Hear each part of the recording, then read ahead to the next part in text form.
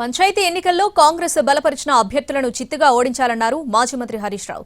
ప్రభుత్వం ఏర్పడి 2 ఏళ్లైనా ఇప్పటికీ రైతులకు రుణమాఫీ కాలేదని తెలిపారాయన. ప్రభుత్వం గత యాసంగి పంటకే ఇంకా బోనస్ ఇవ్వలేదని ఫైర్ అయ్యారు హరీష్ రావు.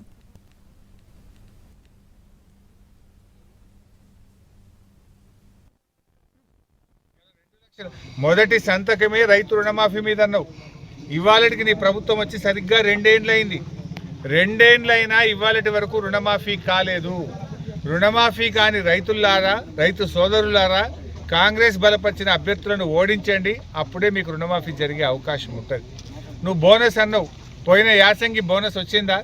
పోయిన యాసంగిలో సన్నవడ్లు పండించి నీకు ప్రభుత్వానికి అమ్మితే 1150 కోట్ల రూపాయల పోయిన యాసంగి బోనస్ ఇప్పటి వరకు రేవంత్ రెడ్డి ప్రభుత్వం ఇవ్వలేదు.